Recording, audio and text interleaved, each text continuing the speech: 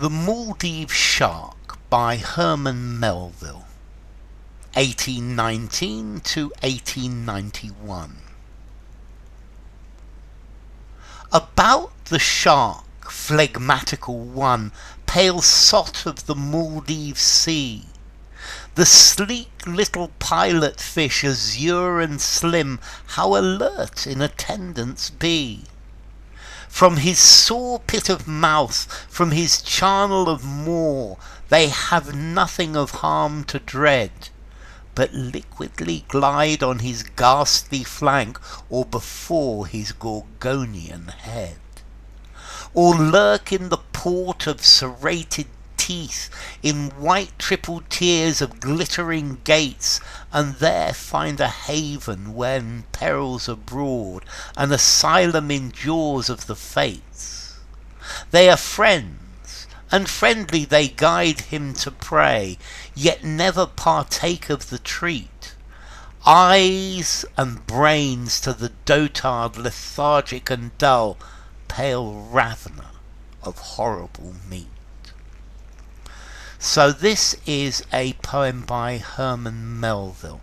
Let's see, Herman Melville was an American born in New York. He's most famous for his book, the Moby Dick, about the white whale. He was born in New York, and he went away to sea after his father died and the family became poor. And he then wrote about his adventures in Polynesia and in the Pacific. Now, this poem was written towards the end of his life, and this is about the Maldive shark. Now, the Maldives are islands which are to the east of India, in the middle of the I think they're in the middle of the Indian Ocean.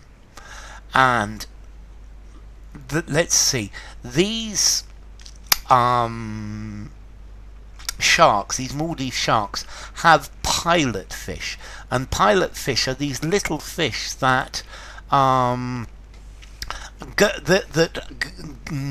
live with the shark, and the pilot fish pick off parasites and kill the parasites, and also they guide the shark to food, but the shark doesn't kill them. So there's this strange relationship between this shark, which is this incredibly dangerous creature that can kill anything, and these little blue pilot fish that they even go in his mouth. They go all over his body, cleaning him, and the shark doesn't kill them.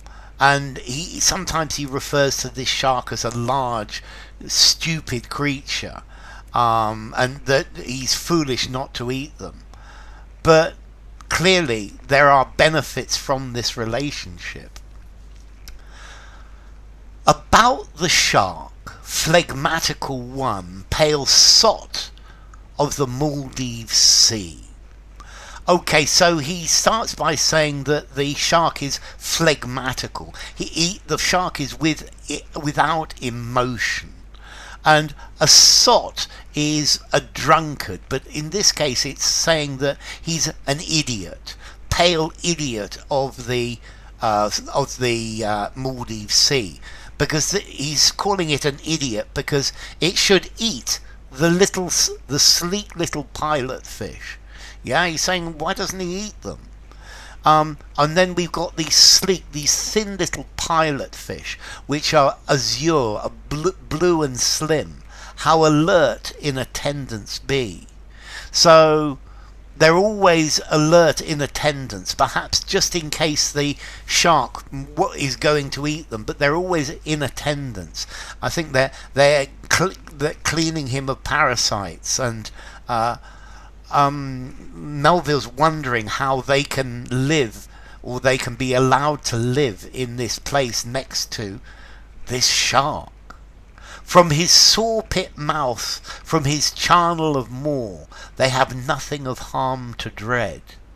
So there's no reason for these pilot fish to be afraid. There's nothing to dread.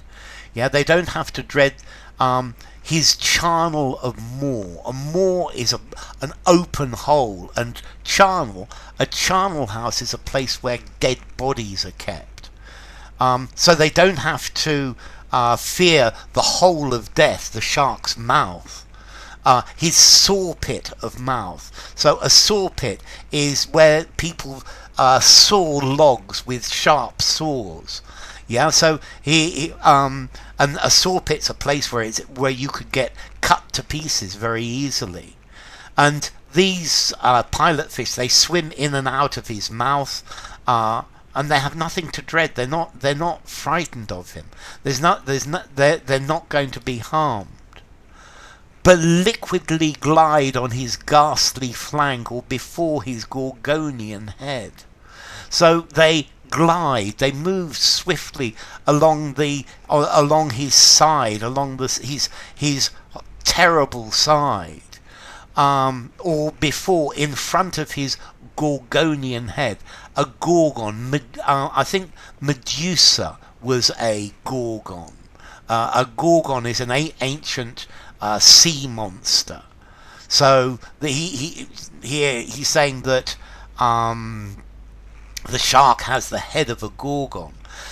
So these pilot fish, they go anywhere, and they have nothing to fear. Or lurk in the port of serrated teeth, in triple white tiers of glittering gates, and there find a haven when peril's abroad, an asylum in jaws of the fates. So they lurk, they hide in the hole where in the place in his mouth where the serrated teeth are. So serrated, these sharp teeth, they can hide there. And the teeth, they're in 3 tiers. There are 3 different tiers of teeth, and these are the shiny gates to hell. Yeah, this is where any animal can be eaten and taken away, but for them it's not dangerous. And there find a haven when peril's abroad, an asylum in jaws of the fates. And in the mouth, among the teeth of the shark, there is a safe place for them. So any other creature that's around will be eaten by the shark, but there, in this dangerous place, they are safe from danger. There is no danger. This is an asylum, a place that's safe in the jaws of the fates, in a place of death. But for them, when danger is abroad, when danger is around, that for them this is a safe haven. They are friends, and friendly they guide him to prey. So he's now saying that the pilot fish and the shark are friends, and friendly they guide him to prey.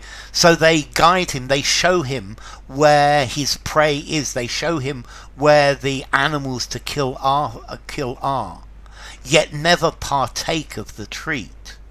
But they don't eat his prey. They show him where the prey is.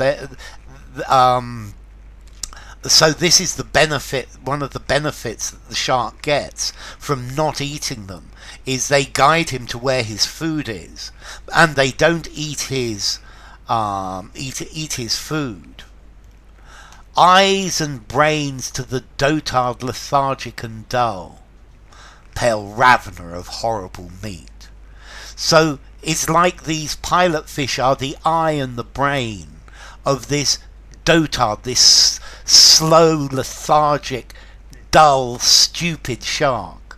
So it's like the shark is slow and dull and stupid, but the pilot fish, these are like his eyes and his brains, and they help him.